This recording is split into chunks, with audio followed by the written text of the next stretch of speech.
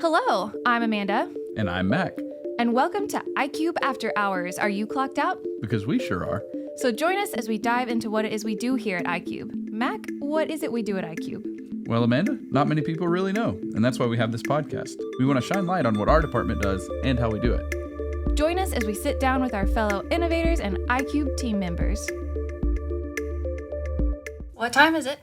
Looks like it's 4:31. It's time to get started then.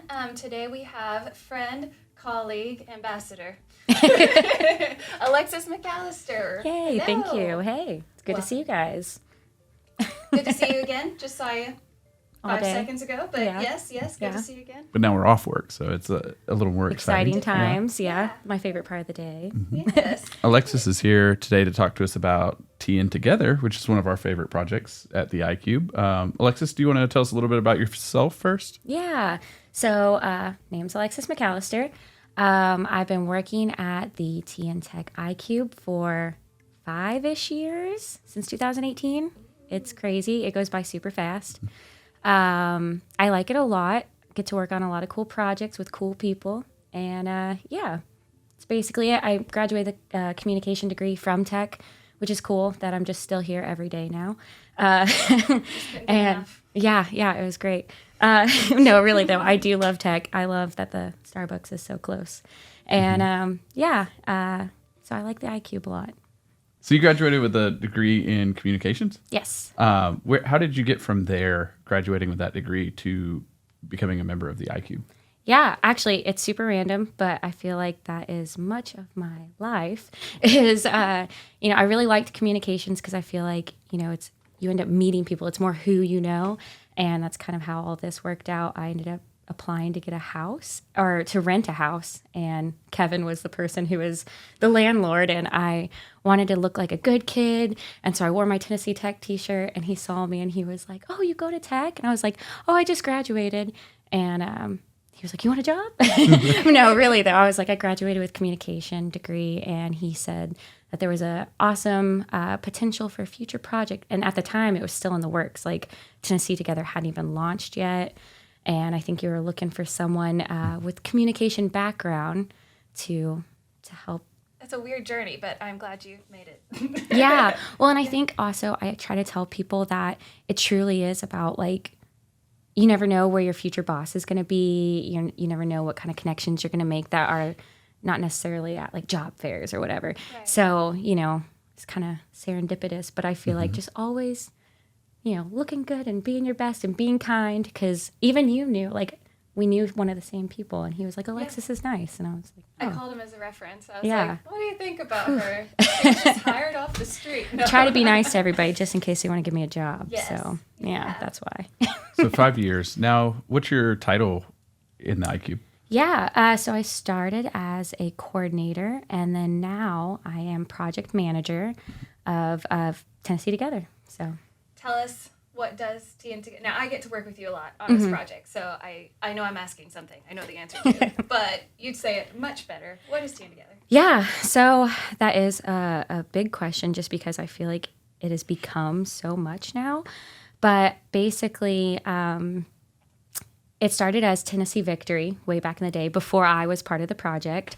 And I think that's where there was a real need for a hub that gathered information on addiction, and specifically at the time, opioids. And then once you guys had kind of launched that project, former Governor Bill Haslam saw it, and that matched with his Tennessee Together initiative, which branches out into a lot of different aspects. Like it started, or the biggest part of it is really like the legislation aspect of how many opioids you could get after a certain procedure and stuff. But another big part of it came education. And so we really took hold of that, and we were able to change the Tennessee Victory name to Tennessee Together, get support from Bill Haslam. And now really it is just like this giant living hub of resources. So like there's all these people who are doing different things, and we're able to put all their links, all their resources onto one website so that you can find people to build partnerships with, you can find regional things, and you can also just get inspired to do things. So, yeah. I love it. Great. great. Yeah. So you came into TnTogether as it was in its infancy. So sort of thinking of a before and after, how did you transform the project into what it is now? And sort of tell why. So when we first started, I think when like you guys first thought of it as Tennessee Victory, you were framing it after other successful projects in the iCube that took activities. And, Kevin always says like activity leads to activity. And so taking those activities so that you can highlight what they are, how to do them, and then that will encourage other people to do them. And then they can turn in success stories and stuff. So we use that basic format. It became Tennessee Together. And it was really focused on three main things, the meat and potatoes. It's the activities, success stories, and resources. So basically an activity is just a resource that instead of just listing naloxone training or different organizations by name, we more so tell you what to do with that resource. So it's like monitor your pet medication or drop off old medications at a take-back box or get naloxone training for your dorm. Instead of just listing that as a resource, we say, hey, here's how you can do that resource. And then we would focus on getting all those success stories from people who were doing those activities. And then our resource page, of course, was just like the list of resources if you needed something right away. And so while we still do that, and we still have activities and we still have success stories, we now kind of became like we realized more people that were coming to the site were the organizations out there doing things rather than the everyday person. It was more so like the boots on the ground, the prevention coalitions, partners in prevention. And I feel like they needed a home for their resources and just another person in their corner kind of like pushing out free advertising for them. So now we still, we do a lot of campaigns where we house their events. We make social media toolkits for them. And then in turn, they can share that with their own communities that they know best. And if the everyday person does want to come on and find an activity, you can still do that. But we really try to see what the boots on the ground need from us. So you don't have a background in addiction and health and all that. So What was it like taking on this project? Yeah. So, I mean, that's where I always try to say, like, I am not an expert in this field. I am not the person to say, this is the right thing to do and this is the wrong thing to do. I really just try to meet with as many partners across the state to learn what they're doing and how we can support them. So, like, moving into the health field, I think it was really interesting for our whole office, really, because we do so much with, like, traffic safety. And I think this was like the first time it was a real learning experience to, traffic safety. You guys have been working with them for years, so you know what all the acronyms mean and, who used to be in charge of what. And so I think that was like one of the things is just really learning that it was going to take time to establish relationships. And like, so the mission has always been about addiction, but it's kind of like morphed over the years. Can you speak to that? Yeah, I'd actually say it's opposite. I feel like it was about opioids specifically.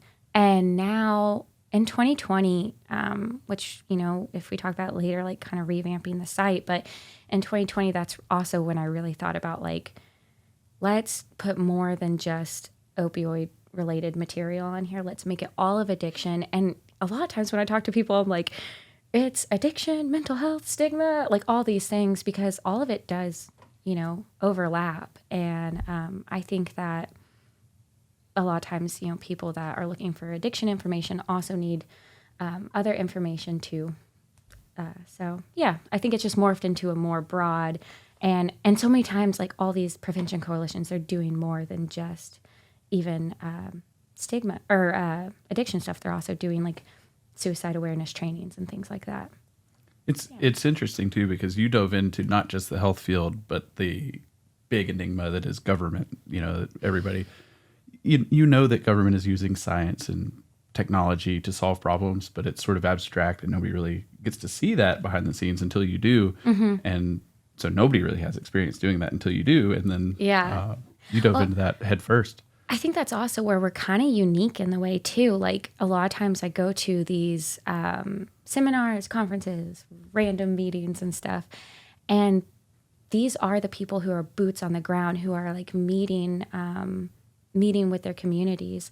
And I feel like we're kind of unique in the way where we're just trying to showcase them, or just make like, I just work on a website all day, you know? And so just seeing how like we can take a different approach to gathering all those resources and stuff. So yeah, I'm definitely not an expert in all the laws and all the medical stuff, but we do just try to like put as many things on there for the everyday person to know that they play a part in ending and combating addiction.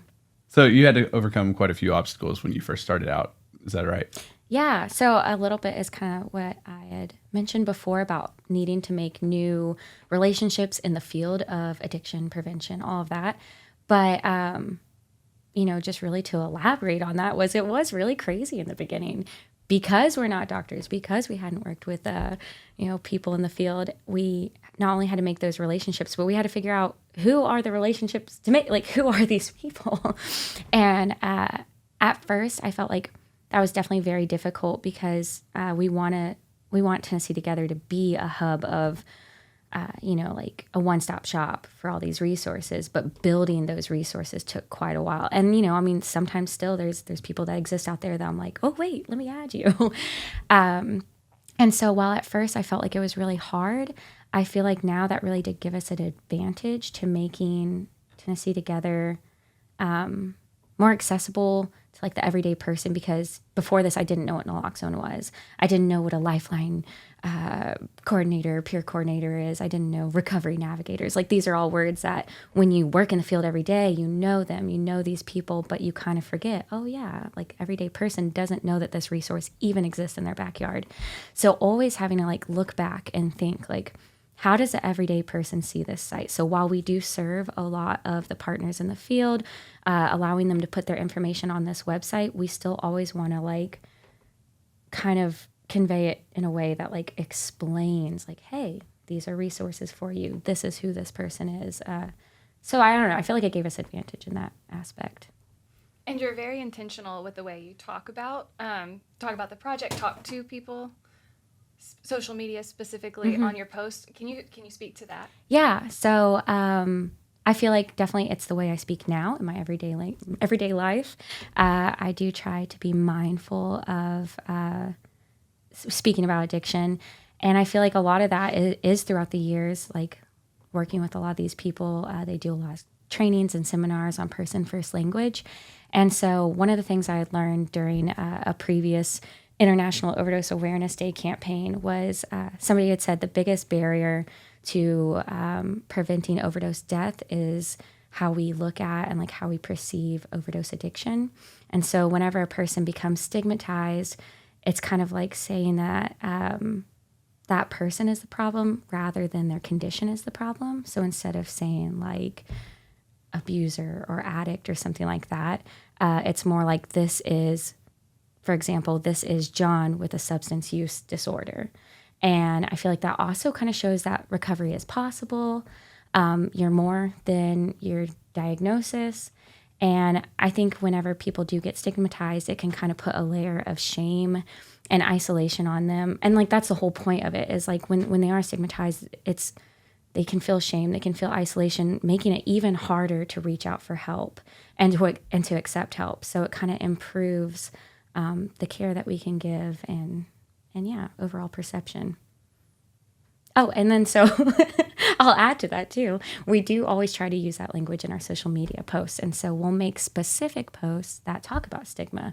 And so, it's more than just how I speak with others at like seminars and stuff like that. It's also the like content that we make to push out there so that a lot of people are on social media and they can see links to these person first language guides and to why stigma is such an important thing to be mindful and like reduce stigma. So yeah. No, that's awesome. I mean, it's a very delicate subject, but it's great that you keep people at the heart of it. And for every statistic you see, that's someone's family member and someone who's intimately affected by it. So I love that. you've done a lot. What are some of the biggest milestones you've reached since you started? Yeah. So we have done a lot. It's been a wild ride. Back in the day, like I mentioned before, when we were really focused on activities and success stories, one of our deliverables really was we had this map, and yeah, and it is a really cool map. If you ever go TnTogether.com, you can still see the map there, and it has like all the counties written out with their county name inside, all pretty. That was one of our interns that had drawn that, but before, it had all these empty spots. And as we'd get a success story, we would highlight that county to show that they had turned in a success story. And your success stories show whatever action or activity you completed.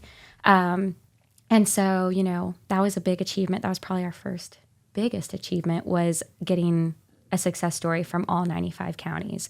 And that's where we would have like 25 success stories from, Putnam County. But these I say random just because we're in Middle Tennessee, but the more east or more west counties, it was like sometimes difficult to, especially if they didn't have a prevention coalition in that county, it was really difficult to find a story. And that they're doing stuff, that there's things being done. So finding 95 success stories, that was awesome.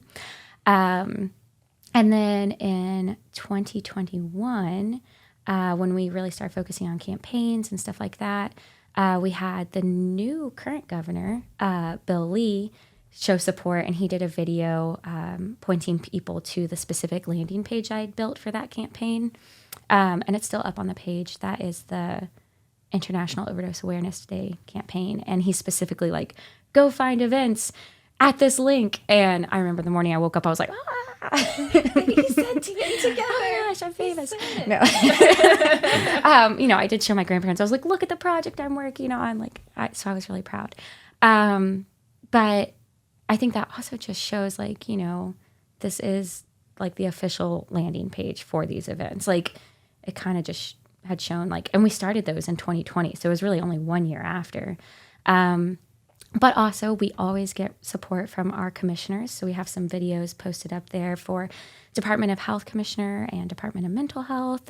They always do videos telling people to come to the page, and they share those on their social media. And then also, 2021 was the big year because that's also when we got support from the Preds and the Titans and Bon Jovi ticket holders. We set up outside Bridgestone Arena, and we did a medication. I think this one was for Take Back Day, and in 2021, and we got people to drop off their used medications right there in the heart of Nashville. And so it was outside of the Bon Jovi concert, and he didn't let us go in or do anything cool, but I still want my tickets. High fives. Yeah, some stickers. That would have been cool. Yeah, but it was really neat that he put it in for all of his ticket holders. They got an email about the Tennessee Together website and specifically that link. So yeah, it was really That's awesome. neat. It was a good I remember I was surprised. It seemed like overnight one night I went to tn.gov/opioid. Yeah. And I saw, wait a minute, that's our website. That's Alexis's work here. Yep. Yeah. You're official. You're a state official. Government approval. I guess that's probably our newest big success. So yeah, I do feel pretty good. That is nice. Now that you list it all out. Yeah, we say it like that. Having a governor shout you out is pretty cool too. Yeah. Well, and it's nice too because it all started with the last governor, and so to just show that they're carrying this forward, they know that this is important, and they see it as a useful tool to show all the resources available out there. So yeah. So you worked pretty hard to revamp the website a couple years ago. Do you want to talk about the highs and lows and pitfalls of that? It was an emotional roller coaster. I do remember. It was in the height of 2020. But, I had so much free time, so I think that's why we really got it done. But yeah, it was a big task. We just sat down, and it basically came from, I guess by then it'd been a couple years, 18 to 19, 19 to 20, 2 years. I don't know. I'm not good at math. Toddler stage. Communication degree. But by then I felt confident. I was finally getting confident to where I felt like I knew who was looking at the site. I was forming these relationships with people at the Department of Health and Department of Mental Health. And that's when I really realized, like, okay, we need to revamp. Like, I think one time you even said that, like, if people keep having troubles, like, finding something on the site, it's not the people's fault. It's your fault. You need to change where it's at on the site. And so that really, like, hit me hard. And I was like, okay, I want to redo all this. You know, I want to make the calendar easier to use. I want, just like we redid buttons, we redid the colors, we redid everything. And I feel like people love it now. They love all our, like, cool stuff. Like, we have, you know, cool flyers and stickers, and people always stop at our table because I feel like it looks a little bit more human and, like, you know, just eye-catching, you know, rather than just some of these stock colors. I think that's what's cool about iCube is we can kind of do some more fun stuff. From the beginning, I think that was one of the big things, like the benefit of us doing it is just that it could be a little bit more colorful and a little less, like, government. Yeah, you know? yeah, like So, stock red. exactly. And so, yeah, I mean, it was basically just redoing that is also when I learned how to do websites. You know, you get hired on to, like, be like almost like a PR person in a way, like a communication person. And then all of a sudden I'm like a coder 2020 at my house. So, Yeah, I mean, you hit it with hard work, though. I mean, what we're doing is not elementary, so it's pretty cool that you're able to.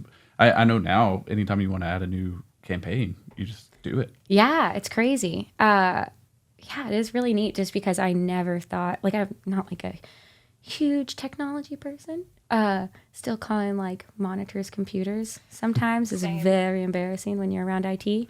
But, you know, I'm grateful for the iCube because I end up learning, like, all this stuff, like how to just do, like, basic design for social media. And then after a while, I mean, gosh, looking at the first designs, I'm like, ugh. But, you know, now I'm like, I really feel like I kind of have my own design. I know how to do things on Canva. I know how to make flyers. I know how to change the website up. So when we have these campaigns, it is literally like, it's a team of me and some student interns, and we are making custom graphics. We are building the page from nothing. So, yeah. That's awesome. Yeah. The resource page, I feel like it got a facelift. I feel like it's always changing. I feel like you have plans for it in the future.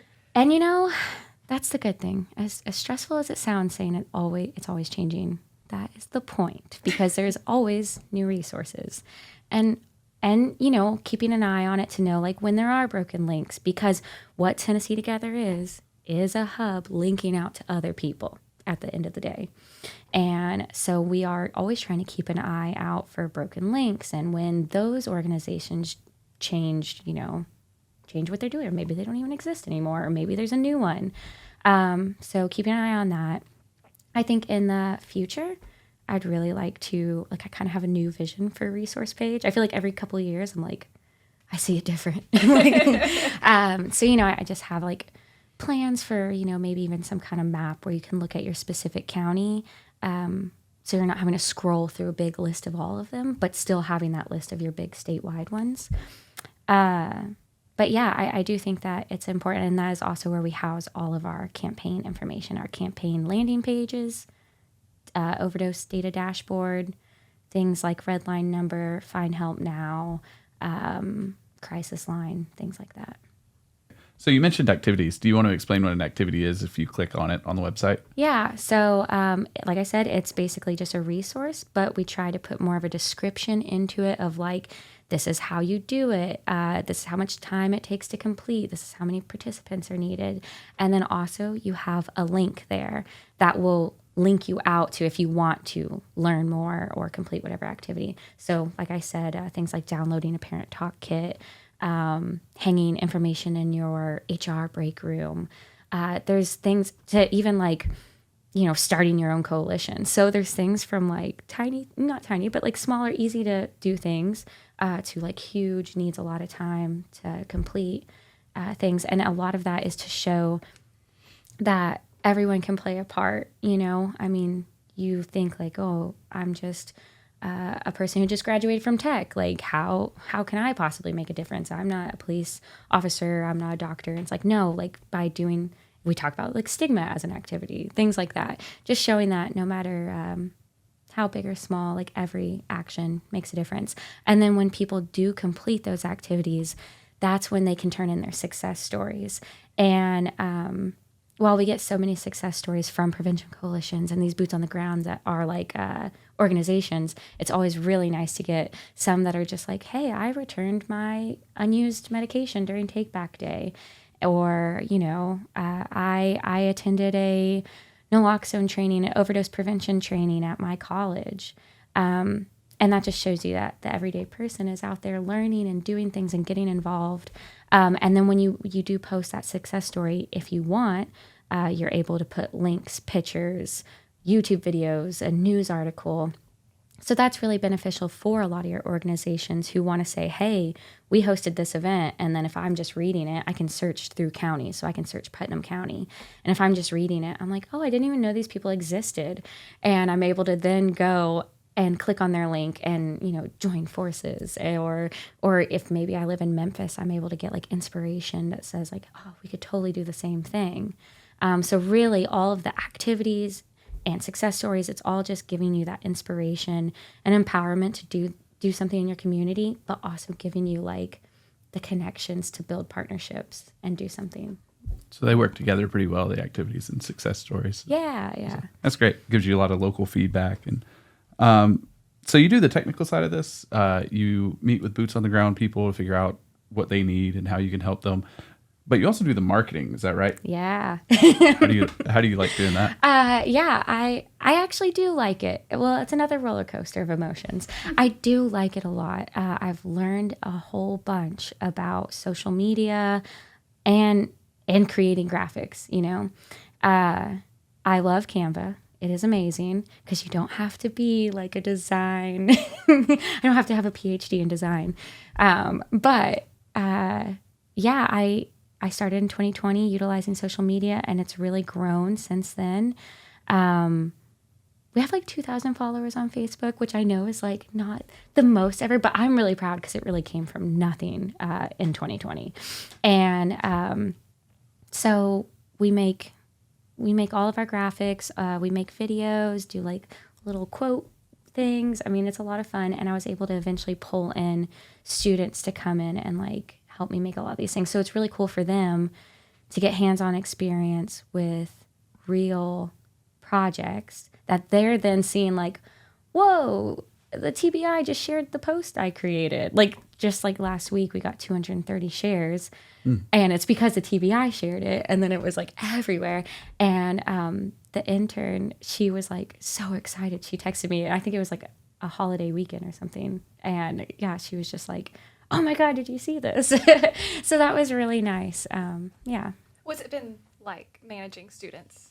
At iCube, Tennessee Tech students, like what's it like working with them and leading? You know, I really like it because it gives me the opportunity to wear another hat, which is teacher and, mentor. And I think while it's really fun, it also can be a little bit bittersweet because then they get really good and they know everything and they're like, you can totally trust them to just do what they need to do. And then they graduate and leave. And you're kind of like, oh no. But I've been super grateful. And I think that also just to feed into more of Tennessee Together's mission is like, you know, they're in turn learning all the resources because they're making content that talk about the resources that are available in Tennessee for addiction, mental health, stigma. And so now they're learning about all these things that they can then share with their families or, you know, their friends. So I think it goes even deeper than them just working at a local job doing social media. And all these revisions to the website and this working with students and doing social media, have you seen like significant growth in the program as a whole? Yeah. Okay, so I love Google Analytics. And I've gotten like way better at learning how to look at Google Analytics. That's another job in itself, is just like learning how to interpret stuff. Yeah. Like I said, I'm not a math person. I am a communication person. So that took some time to really figure out what was important. But in 2018 when we launched, like I'm able to go back and look at how many people have been out on the site throughout time. And when it launched in 2018, that first year, we really only saw like 8,000 people come to the site. Now we are in our 5th year and we're only 10 months in, and it's something like 23 or 27. I didn't want to say it wrong. 27,000 users coming to the site, and we're not even over with the year. So My from goodness. 8,000. Dang. Yeah. It's a lot of Tennesseans. And, you know, I think what's really cool, too, is, the fact that you can see what counties they're coming from. You can see the age range. You can also see that it is the whole United States is checking this out, which is really fun, too. And we've even had people from other states, like, email and ask questions about the site and show interest in, like, doing something like that for their state. But I think a really long time ago, we got interviewed by a reporter from France. Do you remember that? Yes. Yeah, that was fun. I had completely forgotten about Internationally that. From France. famous. Chattanooga. It was like so like, I remember Yeah. that. I completely forgot. And that was fun, yeah. And I mean, he was just interested in the site and said they had seen it. And so that was really neat. But, you know, specifically with just the milestones that we've seen with our campaigns. So I think the reason we have this huge jump from like 8,000 people a year to like 27,000 people a year is because we started doing these campaigns. And that's when we really realized who needed the site most. And a lot of times it is these, you know, like Take Back Day campaign or International Overdose Awareness Day. I'm just going to start saying IOAD from now on because it's really long. People needed a place to put their events. And so once they were able to do that and put their information there, we saw significant jumps. So like Fall Take Back Day, this last one we had in October, we saw 6,000 people in 1 month. In 1 month come to the site. And then like on the day, you know, they're looking for events. They're looking for downloadable, shareable things for social media. And on like one day, like the day of, there's like 500 people on the site. And I'm like, yeah. So I think that's a big contributor to our success. And you're doing three events a year, like 3 campaigns? Yeah. So 2 of them are kind of the same, but it is Fall and Spring Take Back Day. And we do new materials for fall, new materials for spring. And then the third one is in the middle, and that is IOAD, which is International Overdose Awareness Day. And they're all like these things already existed. We didn't create them. You know, obviously national and international, but Tennessee didn't have like their own hub of resources for, you know, Tennessee specific things like our proclamation and videos from the commissioners and things like that. So, yeah. That's awesome.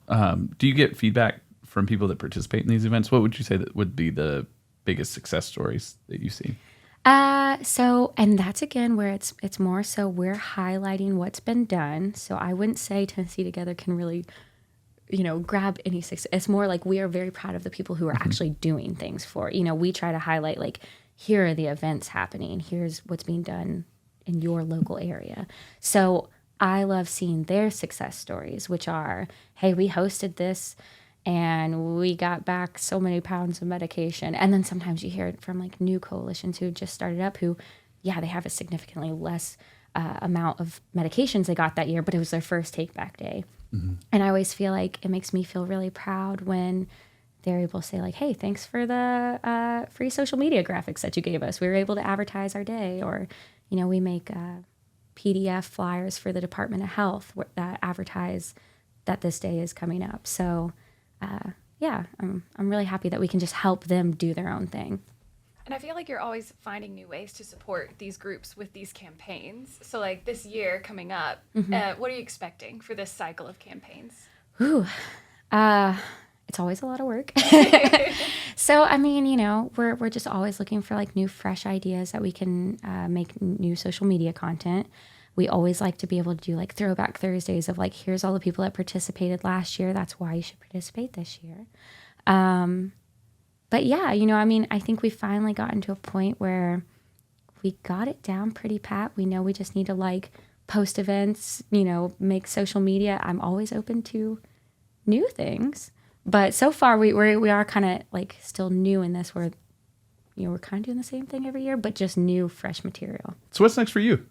Yeah, so I will be getting my master's degree Whoop, whoop. in July. It's crazy. It's right at the end of it. So I'm very excited about that. And I'm just looking forward to continuing working at iCube, taking on new projects, meeting new students. Yeah.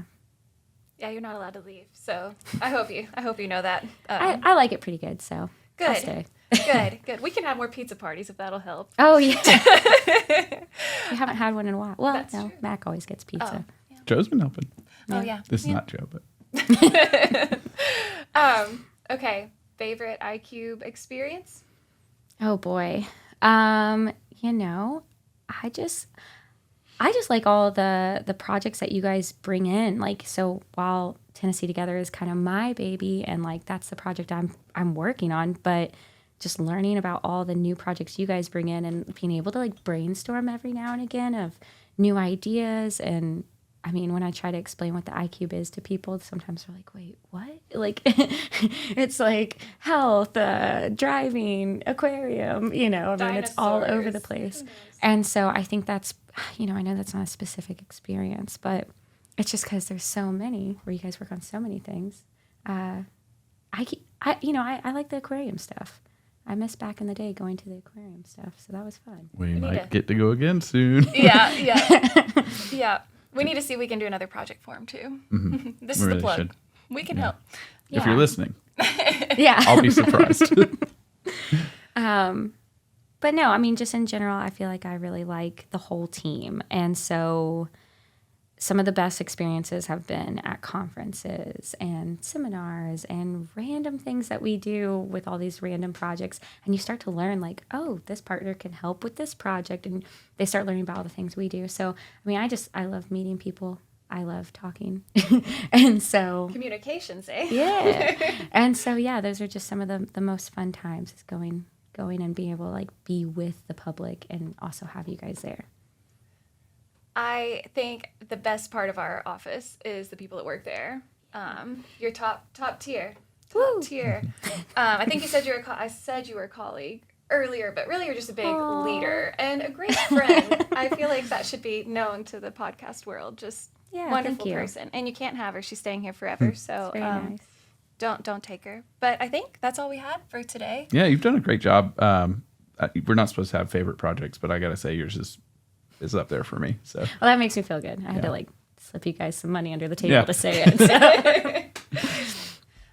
Well, thanks for coming. thank you very much. Yeah, thank you. And tell everyone you know, TennesseeTogether.com. Will do. Give me a sticker. Yeah, I have a bunch. So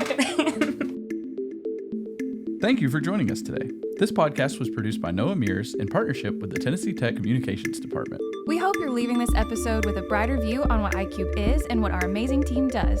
Until next time, stay safe.